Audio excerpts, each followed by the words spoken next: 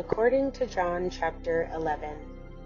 Now there was a certain man sick, Lazarus, of Bethany, of the village of Mary and of Martha, her sister.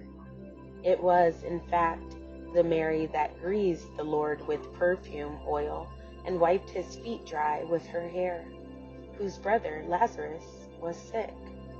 Therefore his sisters dispatched word to him, saying, Lord, see, the one for whom you have affection is sick. But when Jesus heard it, he said, This sickness is not with death as its object, but is for the glory of God, in order that the Son of God may be glorified through it. Now Jesus loved Martha and her sister and Lazarus. However, when he heard that he was sick, then he actually remained 2 days in the place where he was.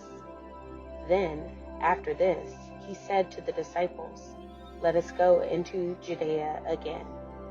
The disciples said to him, Rabbi, just lately the Judeans were seeking to stone you, and are you going there again? Jesus answered, There are 12 hours of daylight, are there not? If anyone walks in daylight, he does not bump against anything, because he sees the light of this world. But if anyone walks in the night, he bumps against something, because the light is not in him. He said these things, and after this he said to them, Lazarus, our friend, has gone to rest, but I am journeying there to awaken him from sleep.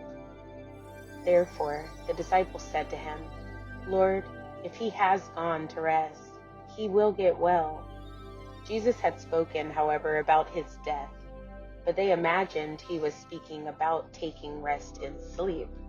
At that time, therefore, Jesus said to them outspokenly, Lazarus has died, and I rejoice on your account that I was not there, in order for you to believe, but let us go to him. Therefore Thomas, who was called the twin, said to his fellow disciples, Let us also go, that we may die with him. Consequently, when Jesus arrived, he found he had already been 4 days in the memorial tomb. Now Bethany was near Jerusalem at a distance of about 2 miles. Accordingly, many of the Jews had come to Martha and Mary in order to console them concerning their brother. Therefore Martha, when she heard that Jesus was coming, met him, but Mary kept sitting at home. Martha therefore said to Jesus, Lord, if you had been here, my brother would not have died.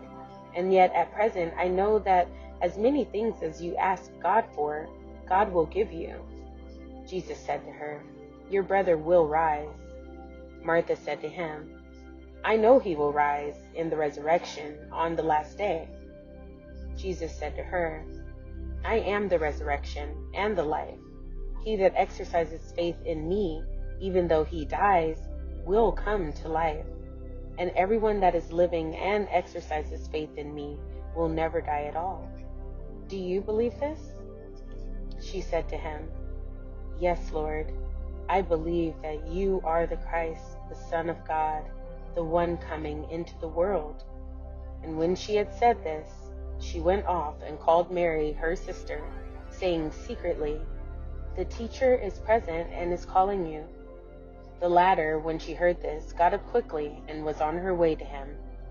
Jesus had not yet, in fact, come into the village, but he was still in the place where Martha met him. Therefore the Jews that were with her in the house and that were consoling her, on seeing Mary rise quickly and go out, followed her, supposing that she was going to the memorial tomb to weep there. And so Mary, when she arrived where Jesus was, and caught sight of him, fell at his feet, saying to him, Lord, if you had been here, my brother would not have died. Jesus therefore, when he saw her weeping, and the Jews that came with her weeping, groaned in the spirit, and became troubled. And he said, Where have you laid him? They said to him, Lord, come and see. Jesus gave way to tears. Therefore the Jews began to say, See, what affection he used to have for him. But some of them said, "Was not this man that opened the eyes of the blind man able to prevent this one from dying?" Hence Jesus, after groaning again within himself, came to the memorial tomb. It was in fact a cave, and a stone was lying against it. Jesus said, "Take the stone away." Martha, the sister of the deceased, said to him, "Lord, by now he must smell, for it is 4 days." Jesus said to her, "Did I not tell you that if you would believe, you would see the glory of God?" Therefore, they took the stone away. Now Jesus raised his eyes heavenward and said, "Father, I thank you that you have heard me. True, I knew that you always hear me, but on account of the crowd standing around I spoke, in order that they might believe that you sent me forth." And when he had said these things, he cried out with a loud voice, "Lazarus, come on out." The man that had been dead came out with his feet and hands bound with wrappings, and his countenance was bound about with a cloth. Jesus said to them, "Loose him and let him go." Therefore many of the Jews that had come to Mary, and that had beheld what he did, put faith in him. But some of them went off to the Pharisees, and told them the things Jesus did. Consequently, the chief priests and the Pharisees gathered the Sanhedrin together, and began to say, "What are we to do? Because this man performs many signs.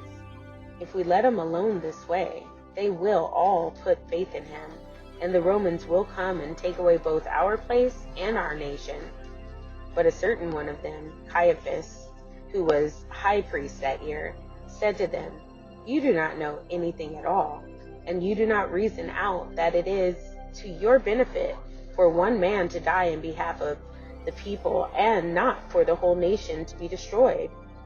This, though, he did not say of his own originality, but because he was high priest that year.